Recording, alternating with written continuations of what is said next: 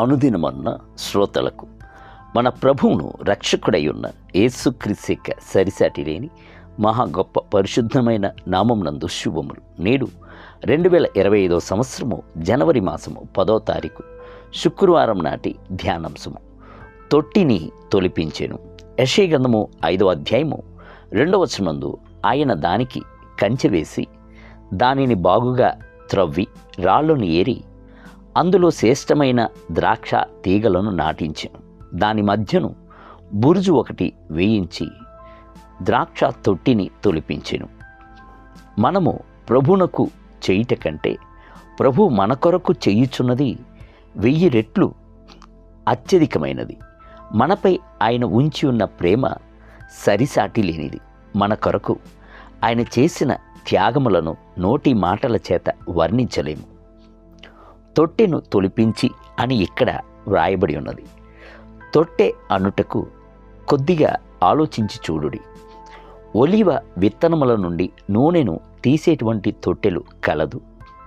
నువ్వులను పిండి నూనెను తీసేటువంటి తొట్టెలు కలదు. గోధుమలు, బియ్యము మొదలగు వాటిని పిండిగా దంచేటువంటి తొట్టెలు కలదు. అయితే ఇక్కడ చెప్పబడి ఉన్న తొట్టె ద్రాక్ష పండ్లను పిండి రసమును తీసేటువంటి తొట్టె. ద్రాక్ష పండు పిండబడుచున్నప్పుడు అందులో ఉన్న రసము ఎర్రని రంగులో స్రవించును. తొట్టెలో పండ్లు నలపబడి పిండబడుచున్నది. మన ప్రియ ప్రభువైన యేసుక్రీస్తు కూడాను ఇట్టి తొట్టె అనుభవము గుండా వెళ్ళెను. ఆయన శ్రమలను, బాధలను, వేదనలను అనుభవించెను. ఆ తొట్టి యందు ద్రాక్ష పండు పిండబడినట్లుగా యేసు కూడాను ముండ్ల కిరీటము ధరించబడి కర్ర చేత తలపై కొట్టబడిను. ఆయన యొక్క గాయముల్లో నుండి రక్తము ద్రాక్షారసం వలె స్రవించెను. అతి భయంకరమైన కోడాలతోనూ భయంకరమైన మేకులతోనూ ఈటెతోనూ పొడవబడుటతోనూ ఆయనను పిండిరి.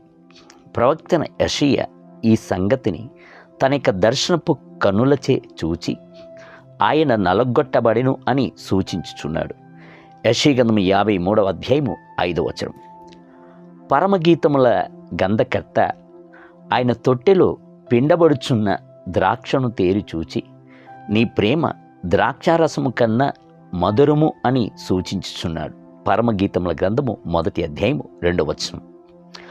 ఆది నుండి ప్రభు పలు రకములయందు తండ్రిగాను, సహోదరిగాను, ఆలోచనకర్తగాను, స్నేహితునిగాను మన పట్ల ప్రేమను కలిగి ఉన్నందున సిలువలో మనపై చూపించిన ప్రేమ గొప్ప శ్రేష్టమైనది ఉన్నది. తన్ను తానే పిండబడినట్లుగా సమర్పించుకున్న అట్టి ప్రేమ మహిమకరమైనది. అది ఆయన యొక్క ప్రేమకు గల ఔన్నత్యమంతటిని బయలుపరిచిన ప్రేమ. అట్టి ప్రేమకు సరిసాటి అయినది మరొకటి ఏదీ లేదు. నిందలను, అవమానములను ఆయన చుట్టుముట్టి ఉండెను. ఆయన యొక్క ముఖమునందు గాండ్రించి ఉమ్మిరి. గడ్డపు వెంట్రుకలను పట్టి పెరికివేసిరి. స్వరూపము లేక చేసిరి. 1000 కొలది 10,000 కొలది మందిలోనూ అతి శ్రేష్టమైన ఆయన వికారుడాయను. పరిపూర్ణ సుందరుడైన ఆయన స్వరూపమైనను సొగసైనను లేనివానిగా కనబడెను. భయంకరమైన సమ్మెటలతో ఆయన యొక్క చేతులకు మేకులతో దిగకొట్టిరి. 2 కాళ్ళను కూడాను మేకులు దిక్కొట్టబడెను. రోమీల సేవకులలో ఒకడు ఆయన యొక్క ప్రక్కలో ఈటతో పొడిచినప్పుడు అక్కడి నుండి నీళ్లు, రక్తమును బయలుదేరి వచ్చింది. దేవుని బిడ్డలారా, మీ కొరకు యేసు తన యొక్క చివరి బొట్టు రక్తమును కూడా చిందించెను. ఆయన తన యొక్క ప్రాణమును మానమునందు కుమ్మరించి దుర్మార్గులలో ఒకడిగా ఎంచబడి మన యొక్క పాపములను అంతటినీ మోసి పరిహరించెను. ఆయన తట్టే తేరి చూడుడి. నేటి ధ్యానమునకై నిశ్చయముగా అతడు మన రోగములను భరించెను, మన వ్యసనములను వహించెను. ఆయనను మొత్తబడిన వానిగాను, దేవుని వలన బాధింపబడిన వానిగాను, శ్రమనొందిన వానిగాను మనము అతన్ని ఎంచితిమి. యెషయా గ్రంథం 53వ అధ్యాయము 4వ వచనం.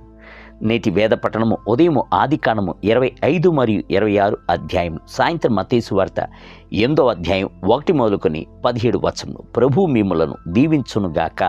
ఆమేన్.